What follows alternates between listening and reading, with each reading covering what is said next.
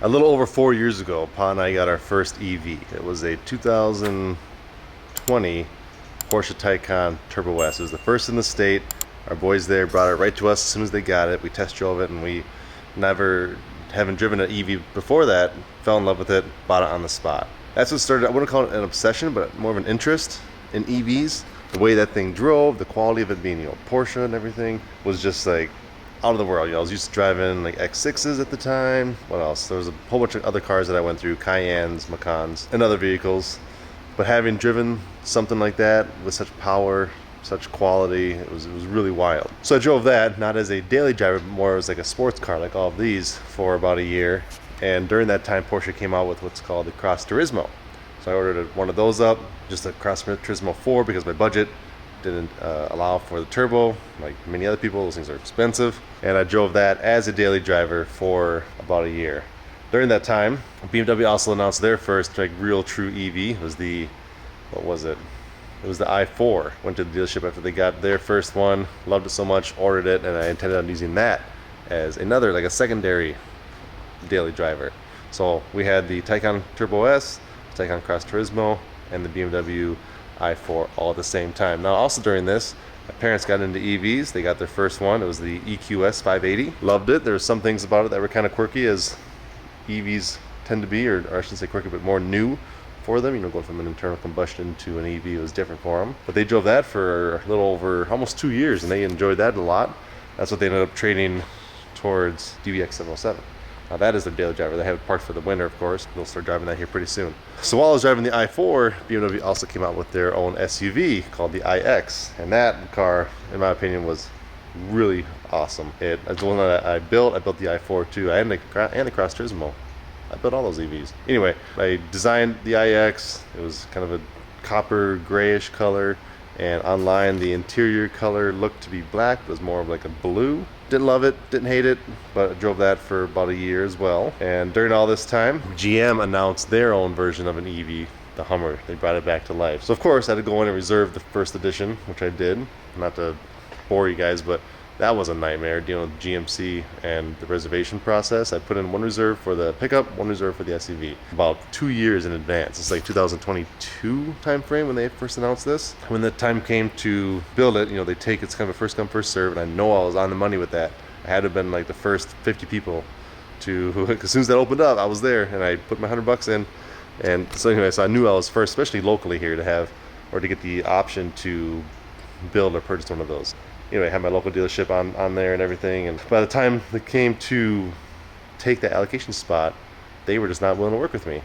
And during all this, dealerships were getting their own Hummer EVs in that they allocated for themselves to resell at a crazy markup. My dealership that I had my reservation with wanted $30K over. Other local dealerships wanted 25, sometimes even like $40K over. It was nuts. I actually found my first edition Hummer EV from an out-of-state dealer in North Dakota. I had them truck it down to me, and I paid sticker for it, and it was great. I loved that car a lot. In fact, I loved it so much that you guys, this will be a theme in this video, sort of. I tend to keep things like mats to cars that I plan on potentially buying again. So I still have I still have my original set of iX mats, and I kept my Hummer mats. I even kept, check this out. Knowing one day I might very well get another Hummer EV, I even kept the little sport pedals that I bought for that car, because I plan on, again, buying another one. And I'll just reuse the sport pedals, kind of like the iX mats that are over here.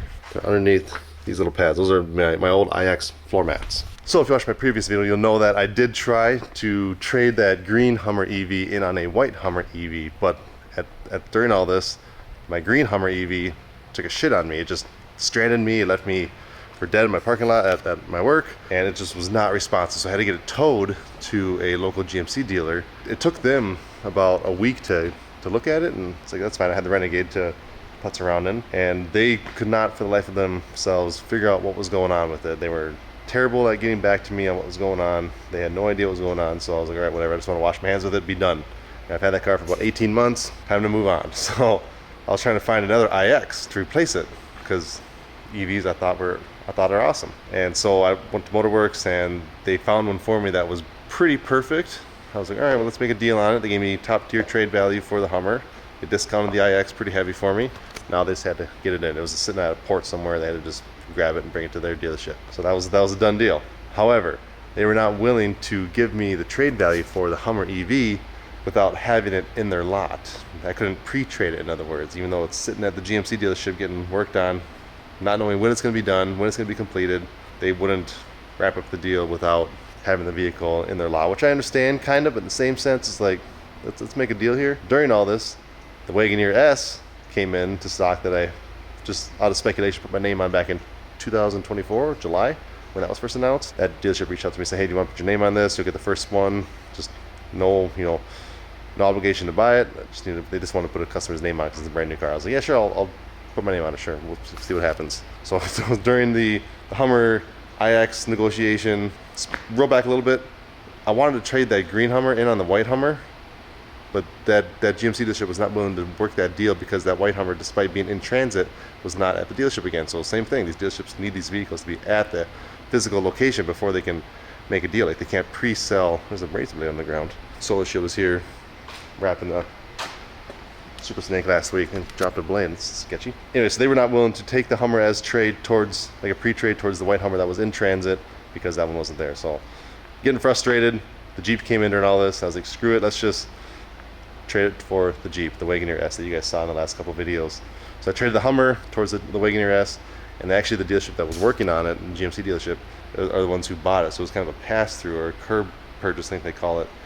And I was able to get the credit, the tax credit, by trading to another dealership. And that brings me to today's video. So that Wagoneer S, it was an awesome vehicle. I say was because it's no more. It was really quality built, I'd say. Similar to like when Mercedes took over, the Chrysler thing, the whole entire Chrysler lineup increased in quality significantly. The Wranglers, the Grand Cherokees, everything just went through the roof in quality. And the Wagoneer S and the Wagoneer actually is a good example of that. So I bought that Wagoneer S. They gave me a discount on it because it was 2024. I bought it in January 2025. They gave me good trade value for the GMC. Actually, they gave me crap value for the Hummer. The GMC dealership gave me good value, so it was just kind of a pass-through. That was a done deal. Last week, I'm leaving my kids' soccer practice, and I'm stranded, just like the Hummer stranded me. At the high school, things not doing anything. It's doing a lot more than the Hummer was. I was at least able to turn it on and kind of get it in gear. Okay, put on the brake.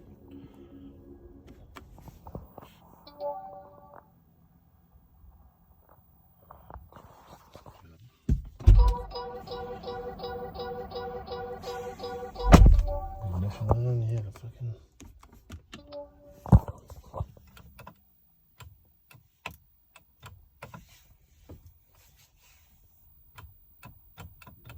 This thing is just stuck.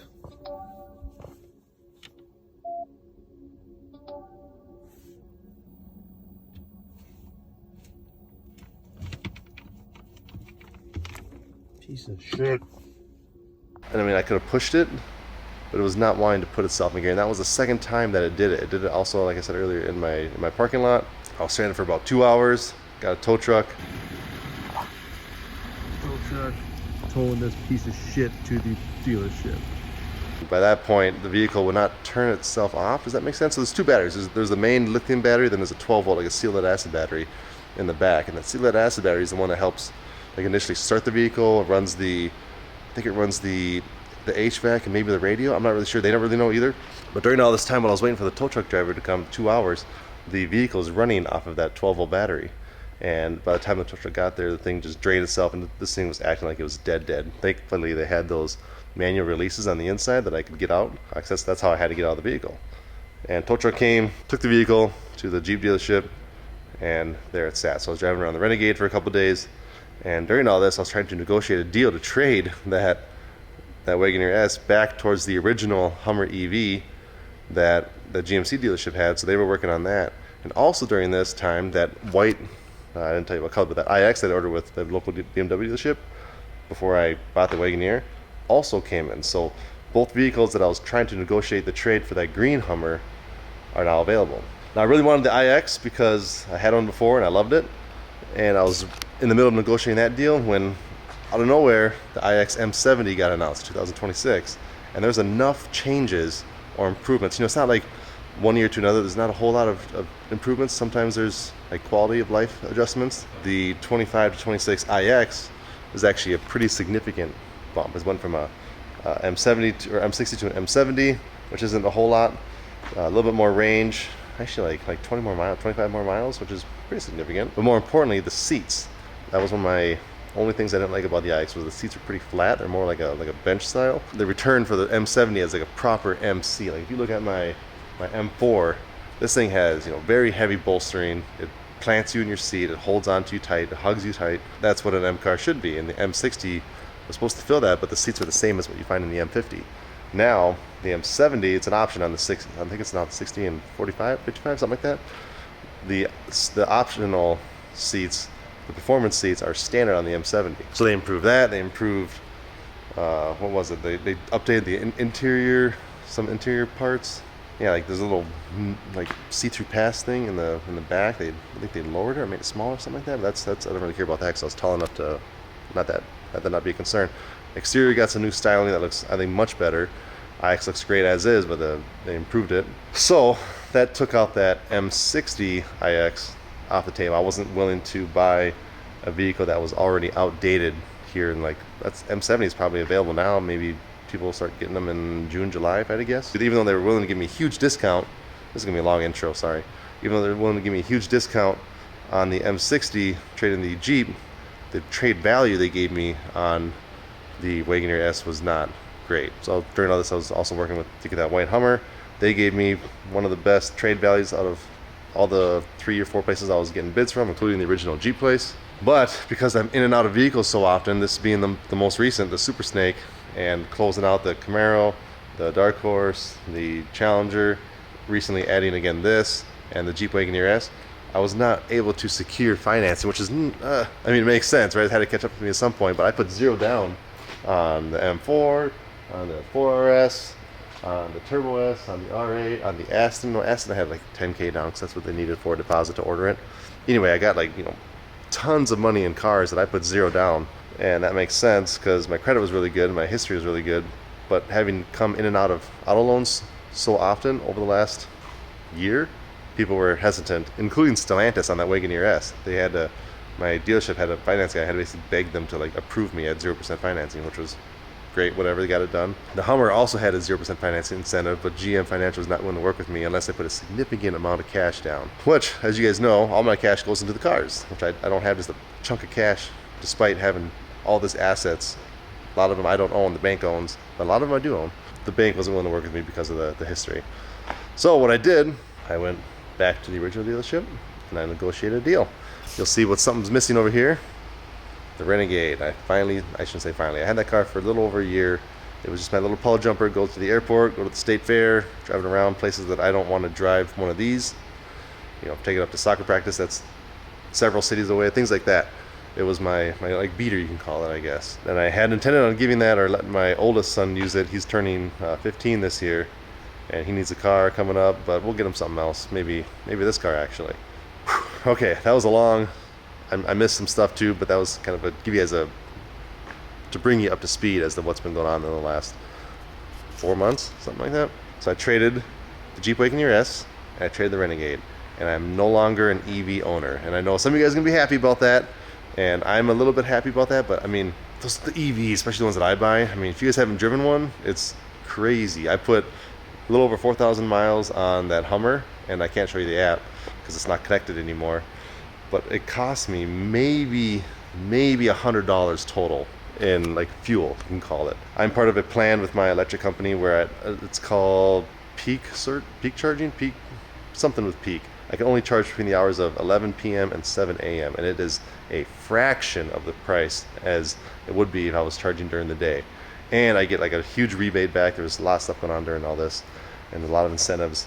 And every time I would charge the vehicle from at night, it would charge from like maybe 50 to 80. That's about when I would plug it in. It cost me about 89 to 93 cents is what it said. And that would get me like 140 miles of range, something like that. So $100 is really exaggerating. It was much less than that, but I just want to say we'll just use that number just to give you guys an idea of the true savings, I guess, when it comes to the fuel side of an EV, especially when that's pretty efficient.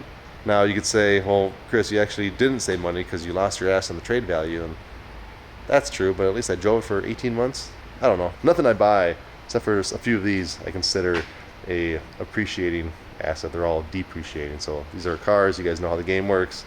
If you don't drive it and you just park it and it's like a museum piece, then it'll appreciate. Everything else is made to be driven. Like, I'm gonna drive this, I'll drive it. The cost of ownership was really minimal on these EVs, considering the transportation or the gas or the efficiency side of things. But that's no more. I no longer have an EV. In fact, I'm down a vehicle again, and I purchased this vehicle in front of me. I saw it online, and I was like, that might be kind of interesting. And then I went and looked at it, and I was like, shit, that's really not my style. You guys know my style. I like them boring, bland, still badass. You guys like that? That's a badass car. Still badass, but not like loud, in your face type of color, I guess. And this is the exact opposite of what that is. But I mean, it's tasteful, I'd say. There's areas on it that help disguise it a little bit. Once I tint it, it'll look a lot better. Not better, it'll look a little bit more, I don't know what I'm trying to say. Anyway, no longer an EV owner. Let me show you what I got.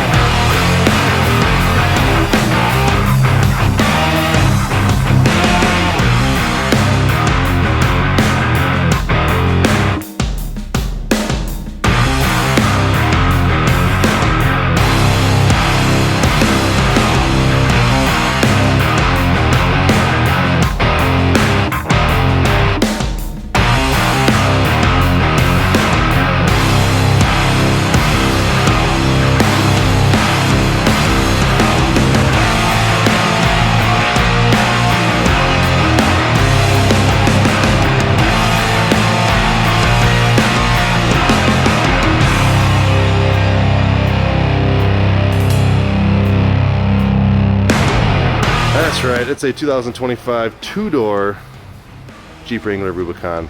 I'll get more in depth once I wash it. I want to get some stuff done to it before I leave here today. I haven't owned a Wrangler for, shoot, like 8 years, 9 years, something like that. Wranglers are what I drove around. That's how I was able to eventually afford all these cars, because I drove a Wrangler and a motorcycle and a truck for probably about 8 years or so. You know, they're at the time, Wranglers were like 35, 40 grand tops.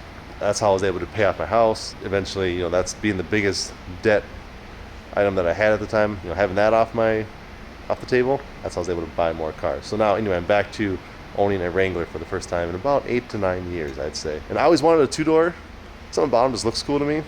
Never thought I'd buy a bright-ass green one. But I mean, I don't know, it's really cool. It's kind of a neat-looking vehicle. This would be a fun summer car. And then, yeah, maybe my oldest could take over in a couple years. What do you guys think of this? Not really something I would expect myself to buy, but I kind of dig it. The inside on these are greatly updated here since my last Wrangler. Look at that screen. I mean, it even has power seats, no memory seats, but the doors now, they stay put. Before, I remember these things being loose, not having a little stop area. We got some fake leather on the dash. Smells like a Jeep.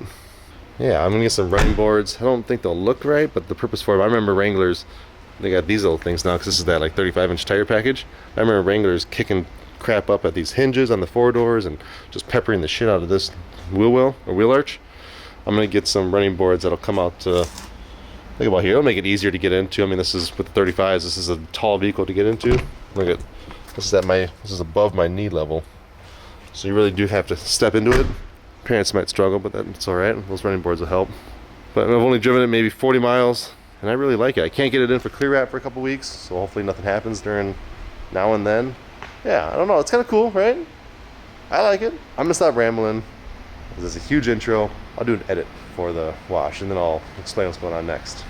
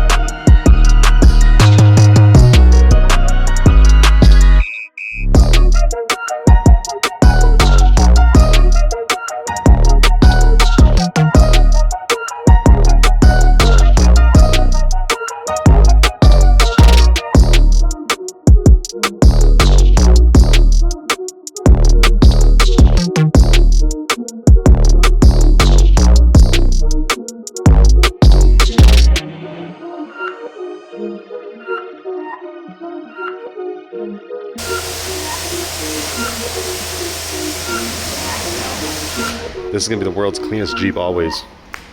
Just like that, see? Cleanest Jeep around. I did find a few imperfections on here, unfortunately. One of them I cannot do anything about. It is, where is it? Right here. The light, see that little dust nib? Damn it, it's like underneath the clear coat. And then the other part was, there's a slight bit remaining right here. See that? But there's some marring going on right here. I might hit that. Actually, yeah, I'm gonna hit that one more time. Yeah, that's better. Besides those two marks, that is all that I could see. I gotta bring it over to the dry side now because they put these mats in here and they put them right over all of this crap. See that? So I'll bring it over to the dry base side.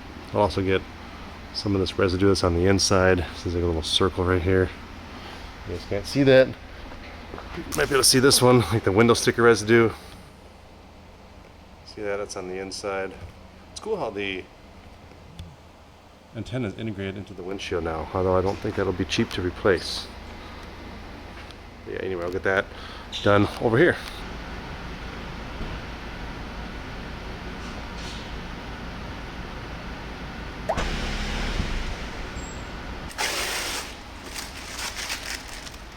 What's this? Oh, that's not important.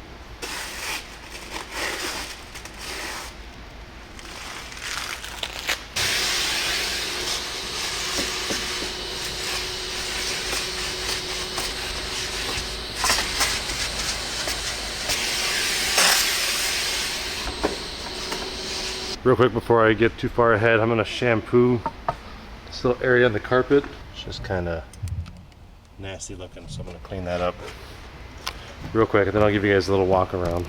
Take a little bit of Adam's carpet and upholstery cleaner. Doesn't take much. It's kind of a lot. Just take a brush, just loosen all that up. So I'm not going very aggressive. Trying to bring the dirt to the surface. You take your extractor. All I have in here is water.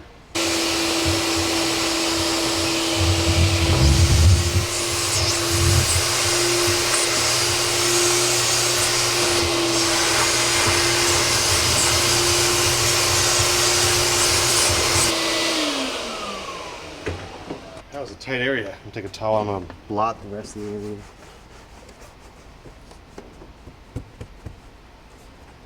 There, she's as good as new. Man, she does clean up really well. I'll give her that. So this is a 2025 Rubicon X. The X is their top trim level under the 392, of course. Most capable off-road, they say. I'll never use it for that, but it's nice to know that if I need to, I can. I do play competitive paintball, so maybe I'll go off-roading. Probably not. This is a Mojito Green. It's an optional color. I think it's new for 2025, or at least they brought it to the two doors for 2025. It's a real deep, actually. I'm quite surprised at how much I like this color. It's really rich and deep. Has lots and lots of layers to it. This could be on all Rubicons. I'm pretty sure these steel bumpers are standard on the Rubicon X. It's got a nice forward-facing camera. I wish it had the 360 camera, but I mean, this thing's pretty small. But you would think for an off-road you'd want to see on the side of your car. I don't know why they didn't have that. Maybe because these doors are removable and they don't really have a place to put the camera. That'd be my guess. And there's no other spot like over here you want to do. You want to have a camera, that'd be kind of weird. Look like a Tesla hanging out the side, so I guess I do understand why they didn't do that. Front and rear only. They did eliminate, this is new to me, but they did eliminate the antenna. I think they did this on the 24s. That antenna that would come up, everyone would replace it, including myself, with a little stubby right there. I really like the way that contrasted dark gray finish. It's not a black, like this is a black, you know, this is more of a graphite. That looks really sharp to me next to the green. Never thought I would purchase a bright green Jeep. Interesting. It is powered by a 4-cylinder turbo engine. I don't think these things even lock. Let me see. If I remember right, anyone can get access to this stuff if they wanted to. Do this with one hand. Does it lock? Nope. Doesn't feel like it. Cheap ass little spring. Oh, that's right. These things don't have pistons. You gotta use this little shaft, wherever that is. Does it even have one? Oh, it's up in the hood. Little 2-liter, turbo 4. It's definitely not going to be as quick as what I've been driving for the last 4 years. Those EVs are just insanely fast. I wish these were functional. They just look cool. This being the two-door, look at this side profile. This is probably my favorite angle. With those 35s, I know this is an option, or maybe it's standard. I think this is standard on the Rubicon X. It's these 35-inch tires, little bitty wheels. Or maybe it's a custom preferred package. I don't know, I'm pretty sure it's standard, but this thing looks beefy. The last Wrangler I had, I did a 2-inch lift. I had 30, I think 7-inch tires, and they came out beyond the body, which now they have these little fins here to protect anything from kicking up. I guarantee, factory PPF right here, I'll replace that and PPF this entire thing. I guarantee these things are still gonna kick up crap at these fenders, but it's nice to see at the factory at least put something there for the time being. I do plan on getting running boards, like I said before, to assist in some of that kick up. Also, this thing is, it's pretty, like that leg, boys, it's pretty high step up into here. My kids are probably gonna struggle until I get those running boards. They really enhance the interior on these. Nice soft touch on everything, except for, I mean, it's American, right? So it's plastic, but it's kind of tastefully. It's what you want, a rugged. It's like a mini Hummer. A little bitty windshield. Basically, it's vertical, just like the Hummer, but it's what you want in a rugged off-road type vehicle. Again, I probably won't ever go off-road, but if I do, it's nice to know that I have one of the best options in there. I like this big back window. Just the ratio between the back and the front look really sharp. I'm gonna tint that so you won't be able to see through it all. Came with a reinforced hinge tailgate because of these massive 35-inch tires. There's a lot of weight there, so Jeep has to reinforce that. You can't just put the standard sport hinges on there, for example. I kind of want to put a different exhaust. My last Wrangler, I had a Borla exhaust. It sounded pretty good. I don't understand why they did this, right? Why is there trailer hookups when there's no hitch? I think does it just bolt right in? I don't know enough about that, if it bolts in or not. I'm never going to tow with this thing either, because there's only like a 3,000 pound capacity, probably even less on the two doors. Back door just hinges open. This always bugged me on previous Wranglers. These things discolor. You see how it's nice and white right now? Give it some time. This will be like a dirty brown within like the first few times of using it. Surprised they haven't fixed that yet. It's just a cheap separated piece of glass. I like that the green comes on the inside too. It's sharp. Not a whole lot of capacity back here. I do bring my dogs to work, so I'm gonna have to either put them in the front or fold this guy down. And it does, Jesus. It does come up, and that gives you plenty of room, I guess. But I don't want to drive with this thing either flopping around like this. I think someone said, yeah, there's a little piece right here. This little hook right here ends up holding onto this strap. You guys can't see that. There you go. This little hook right there holds onto that strap to prevent it from bouncing around. But worst case, I'll have, get these headrests up, I'll have this much space. I can probably put the dogs, just put a little dog bed right here. I don't want to get this thing all dirty though. I need to get a floor mat for that. This is all weather. The actual Alpine stereo in this is pretty decent.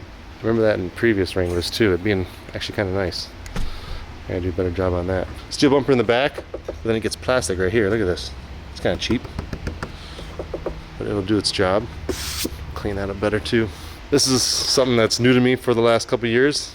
Like I said before, my daily driver for the last 5 years has been an EV, so I haven't gone to a gas station besides for the wife's car, the Renegade, and any of these ones, which gets seldomly driven. I haven't gone to the gas station a whole lot. Now it's going to be a weekly or bi-weekly experience for me once again. And I wish that these doors locked, because there's nothing that stops anyone from coming in here and siphoning gas. Not that I live in that bad of an area, but still something that could potentially happen. So yeah, guys, this is the new daily driver. I think I'm gonna get some WeatherTech mats, because in order to use these mats properly, you gotta cut out this piece of carpet that's in here, and this will drop into there, and that's what drains out. Must be a drain under here somewhere. There it is, right? Somewhere in there. Must be that guy. If you ever want to take this thing off-road and you power wash this area. I did debate getting a Bronco two-door over this. Look at that. This is nice. I like the leather. Heated, not cooled. Seats, heated steering wheel. But I did debate getting a two-door Bronco, because I just think the Broncos look cool. But all the local dealerships to me didn't have ones that really appeased me. There was a Badlands two-door, but just this angle from the front on the Broncos, I just don't care for it. Maybe it's, I don't know, maybe it's because there's nothing that comes out on the side. Something about it really bugged me. And this just looks, in my opinion, a lot more aggressive and mean and more like a fun little vehicle. Although I do think the Broncos are probably better built. But I'll also say the Bronco has like a nice rubberized floor liner. Kind kind of wish this had that too, especially if you're going to be power washing it. Alright guys, that's about it. New daily driver 2025 Wrangler Rubicon 2-door. Let me know what you guys think. Totally 180 compared to what I've been driving, but this will get me something, you know, fun to drive in the summer. It's cheap enough where I don't care about, I mean, I'm going to PPF the whole thing, right? But it's cheap enough where I don't care about mileage and usage, and something I can probably pass down to my oldest eventually. Maybe not. Maybe I'll end up liking the hell out of it and it'll be the start of something different. No updates over here. I'm gonna grab the Super Snake real quick, probably not in this video, but I'm gonna clean that up and coat it finally and get rid of all the plastic. I'll probably do that today, but I'll save that for another video, so you guys can stay tuned for that. Damn, these things are sweet. You guys saw these already? Look at that. They're so cool. This is a really sweet angle right here. I actually really like it. I like it. Hope you guys do too. I'm gonna end this here as always. I appreciate you watching. I'll see you in the next one. Thanks.